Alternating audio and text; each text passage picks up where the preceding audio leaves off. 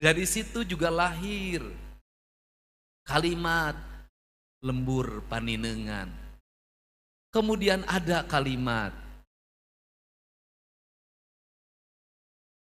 ngaguru ku kabodoan, ikhlas eusi kapinteran.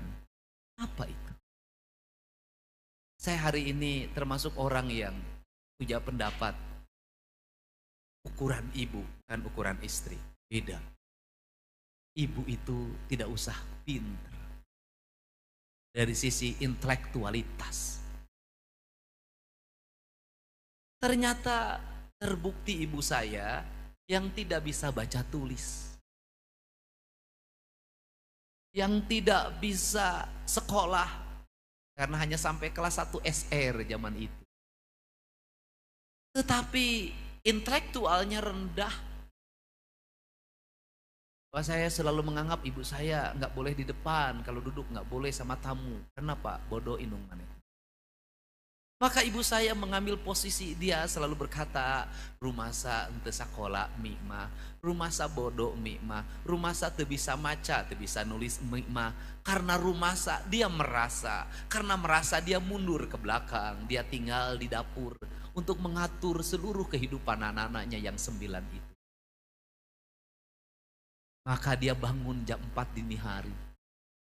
Ketika jam 4 dini hari dia bangun, apa yang dia lakukan? Mengeluh? Tidak, dia ambil kayu bakar, dia belah dengan tangannya sendiri. Dia memasak, menyalakan api, itu bukan persoalan gampang zaman itu. Persoalan yang susah, apalagi musim hujan deras atau musim hujan ngebul. Itu perjuangan yang tiada tara. Setelah itu apa yang harus dia lakukan? Membangunkan seluruh anaknya yang 9, memandikannya tanpa pembantu, tanpa babysitter, tanpa siapapun. Di tangannya itu seluruh anaknya dibelai dengan penuh cinta. Di tangannya itu seluruh anaknya digerakkan, dimandikan. Setelah dimandikan, didudukkan. Setelah didudukkan, apa yang dilakukan ibu saya? Maka dia jam 4 dan jam 5 pasakannya sudah selesai. Makan nasi pagi itu hanya berbekal garam, kemudian disuapin pada anaknya satu-satu. Setelah itu yang besar sekolah, yang kecil di rumah. Maka bekal ke sekolah zaman itu tidak ada bekal uang. Tidak ada pakai sepatu, hanya pakai sendal jepit, satu merah, satu hitam. Kemudian apa yang diberikan oleh dia pada anak-anaknya? Doa. Kalimatnya sederhana. Keur peujeuh mi bodoh maneh mah ulah bodoh.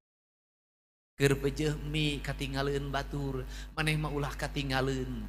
Maka apa pandangan yang dimiliki oleh ibunya? Mengantar ke sekolah? Tidak, zaman itu belum diantar ke sekolah. Gak ada anak diantar ke sekolah. Apa yang dilakukan? Dia berdiri di depan rumah, dia lihat seluruh anaknya yang berjalan sampai anaknya itu tidak terlihat oleh matanya.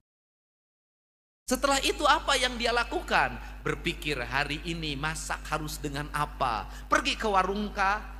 Nyari tukang sayur? Tidak, dia berlari ke pinggir hutan, dia berlari di pematang sawah, dia berlari di pinggir sungai hanya untuk mendapatkan udang-udang kecil, hanya untuk mendapatkan mujair-mujair kecil.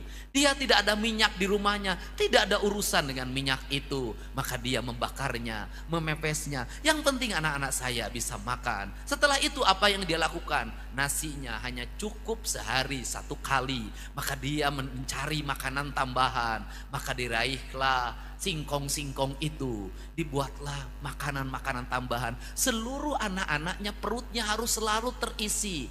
Jagung garing digarapnya, singkong dimasaknya, gadung dimasaknya, siki karet dimasaknya. Di rumah harus penuh makanan. Kita nggak punya uang, tapi kita tidak boleh lapar. Ayahmu sakit, jangan kau ganggu.